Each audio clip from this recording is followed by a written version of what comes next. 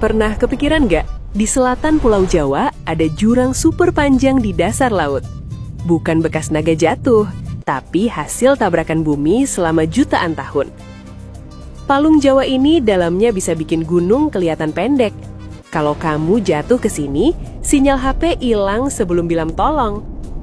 Yang bikin merinding, palung ini masih aktif bekerja sampai sekarang. Diam-diam, tapi efeknya bisa terasa sampai daratan Jawa. Hari ini kita bakal ngobrol santai soal Palung Jawa, jurang laut raksasa yang terbentuk bukan karena sihir, tapi karena sains, fisika, dan geologi yang brutal. Palung Jawa bukan cuma lubang besar, tapi arsip sejarah bumi yang nyimpan cerita tabrakan lempeng selama jutaan tahun. Secara geografi, Palung Jawa membentang di selatan Pulau Jawa sampai Nusa Tenggara, memanjang ribuan kilometer mengikuti tepi lempeng. Palung ini terbentuk karena lempeng Indo-Australia menyusup ke bawah lempeng Eurasia. Ibarat karpet, yang satu didorong masih kolong. Proses ini disebut subduksi. Kedengarannya kalem, tapi sebenarnya keras, panas, dan penuh tekanan luar biasa. Subduksi itu bukan benturan frontal kayak adu banteng. Ini lebih mirip dorong-dorongan pelan tapi maksa, sampai salah satu lempeng akhirnya nyerah dan masuk ke bawah. Lempeng Indo-Australia lebih berat dan lebih tua, makanya dia tenggelam. Yang Eurasia lebih ringan, jadi stay di atas sambil berderak menahan tekanan. Saat lempeng menyusup, gesekannya nggak mulus. Kadang nyangkut, kadang loncat tiba-tiba. Nah, loncatan inilah yang kita rasakan sebagai gempa. Semakin dalam lempeng masuk, suhunya makin panas. Batuan mulai meleleh, berubah jadi magma lalu mencari jalan naik ke permukaan. Itulah kenapa Jawa penuh gunung api. Bukan kebetulan, tapi efek samping subduksi yang rajin kerja tanpa libur selama jutaan tahun. Setiap tahun, lempeng Indo-Australia bergerak sekitar 7 cm. Pelan, tapi konsisten. Bumi itu sabar, tapi nggak pernah berhenti. Gerakan kecil ini menumpuk energi. Kalau sudah kebanyakan, dilepas jadi gempa. Nah, Palung Jawa adalah salah satu panggung utamanya. Makanya, wilayah selatan Jawa termasuk zona gempa aktif, karena tepat di atas mesin raksasa bernama zona subduksi. Kedalaman Palung Jawa bisa lebih dari 7.000 meter. Itu setara 7 kali tinggi Monas ditumpuk ke bawah laut. Tekanan di dasar palung bisa ribuan kali tekanan udara. Kalau manusia ke sana, tubuh langsung kalah sebelum sempat panik. Cahaya matahari nggak pernah sampai ke sana. Dunia palung itu gelap, dingin, dan sunyi, kayak bioskop kosong jam pagi. Tapi anehnya, tetap ada kehidupan. Makhluk laut aneh hidup tanpa cahaya, mengandalkan energi kimia, bukan matahari. Dari sisi fisika, gesekan antar lempeng menghasilkan panas tinggi, melelehkan batuan lalu naik membentuk gunung api di Jawa. Jadi, Palung Jawa dan gunung api itu satu paket. Yang satu ke bawah, yang satu ke atas. Bumi suka keseimbangan ekstrim. Tapi tunggu dulu, Palung Jawa bukan cuma soal gempa dan gunung api. Ada sisi misterius yang jarang dibahas. Beberapa gempa besar di Jawa ternyata sumbernya jauh di laut dalam, bukan di darat seperti yang kita kira. Artinya, apa yang terjadi ribuan meter di bawah laut bisa mempengaruhi hidup jutaan orang di daratan. Meski gelap total dan tekanannya gila-gilaan, Palung Jawa bukan laut mati. Di sini hidup makhluk tangguh yang evolusinya bikin manusia langsung minder di sini. Ikan-ikan laut dalam punya tubuh lunak tanpa tulang keras. Bukan lemah, tapi strategi jenius supaya nggak hancur ditekan air ribuan meter. Beberapa spesies punya tubuh transparan.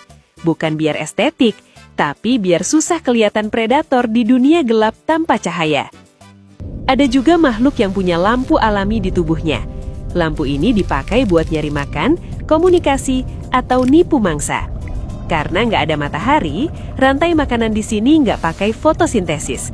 Energinya berasal dari bahan kimia dan sisa organik dari atas laut. Bangkai paus yang tenggelam bisa jadi pesta besar di dasar laut.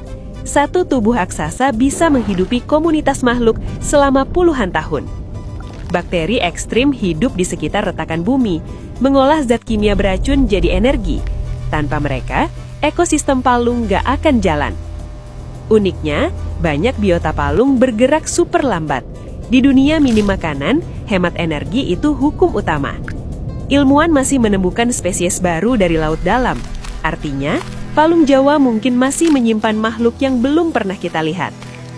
Makhluk-makhluk ini bukti kalau kehidupan selalu menemukan jalan, bahkan di tempat paling ekstrim yang kelihatannya mustahil buat ditinggali. Secara sejarah, nenek moyang pelaut Nusantara sudah menghindari selatan Jawa karena ombaknya ganas dan tak terduga. Mereka mungkin belum tahu istilah subduksi, tapi pengalaman mengajari, laut selatan itu bukan tempat main-main. Palung Jawa juga berperan membentuk garis pantai, arus laut, dan ekosistem perikanan di sekitarnya. Dari sisi sains modern, palung ini jadi laboratorium alam untuk meneliti gempa, tsunami, dan evolusi bumi. Sensor-sensor canggih dipasang di dasar laut untuk mendengarkan pergerakan lempeng secara real-time. Lucunya, bumi itu nggak pernah benar-benar diam. Bahkan saat kita tidur, palung Jawa tetap bergerak pelan terus. Jadi, palung Jawa terbentuk dari tabrakan lempeng yang panjang, sabar, dan konsisten selama jutaan tahun. Ia bukan sekedar jurang laut, tapi mesin raksasa yang membentuk gempa, gunung api, dan wajah Pulau Jawa. Tanpa palung Jawa, mungkin Jawa tidak seperti sekarang. Alam keras, tapi juga pembentuk kehidupan. Untuk memahami palung Jawa, para ilmuwan mempelajarinya sebagai bagian dari sistem tektonik global yang menghubungkan samudra, benua, dan dinamika interior bumi. Palung Jawa termasuk zona subduksi aktif, tempat energi tektonik terus terakumulasi dan dilepaskan, membentuk gempa bumi dari skala kecil hingga besar. Gempa megatrust terjadi ketika dua lempeng terkunci lama, lalu tiba-tiba bergeser besar. Palung Jawa memiliki potensi mekanisme ini. Jika pergeseran besar terjadi di dasar laut, energi bisa memindahkan kolom air secara tiba-tiba, memicu gelombang tsunami yang menjalar cepat. Pada tahun 1994, wilayah Banyuwangi dan pesisir Jawa Timur terdampak tsunami besar yang dipicu gempa subduksi selatan Jawa Timur, menewaskan ratusan orang dan merusak permukiman pesisir pantai. Gempa dan tsunami 1994 ini menjadi pengingat awal bahwa aktivitas palung Jawa mampu memicu bencana besar meski pusat gempanya jauh di laut dalam. Tahun 2006, tsunami kembali menerjang pesisir selatan Jawa Barat, terutama Pangandaran, setelah gempa dangkal terkait zona subduksi palung Jawa.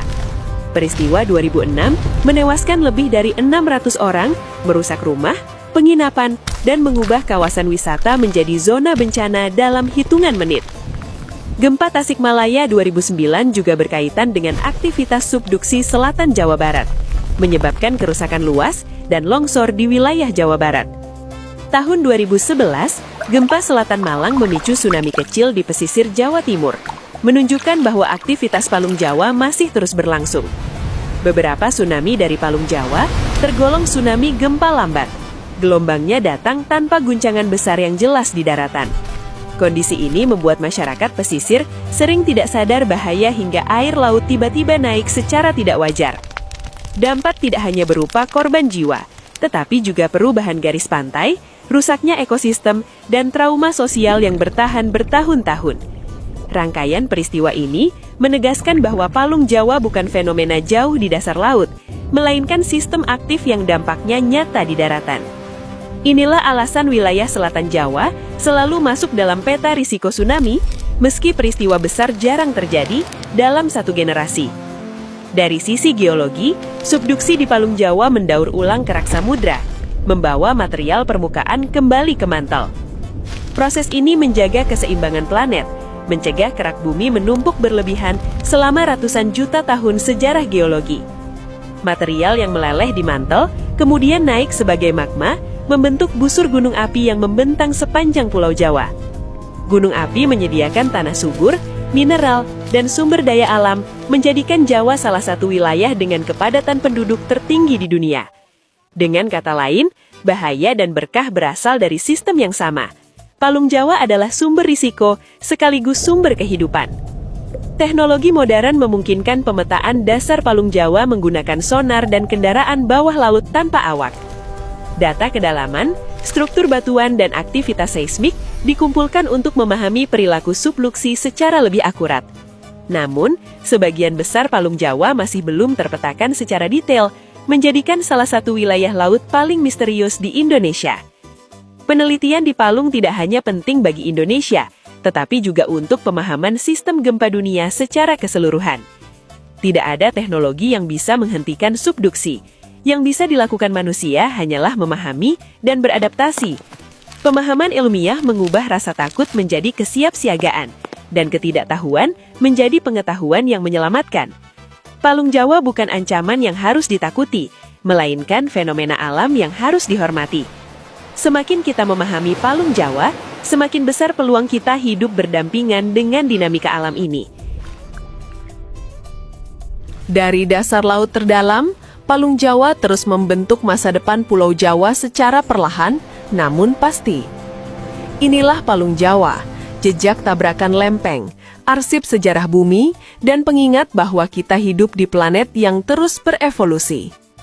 Jika informasi tentang palung Jawa ini memberi pemahaman baru, dukung konten edukasi seperti ini agar bisa terus diproduksi dan menjangkau lebih banyak orang. Dengan menekan tombol subscribe, Anda ikut mendukung penyebaran pengetahuan sains, geografi, dan sejarah Nusantara yang dikemas secara visual dan mudah dipahami.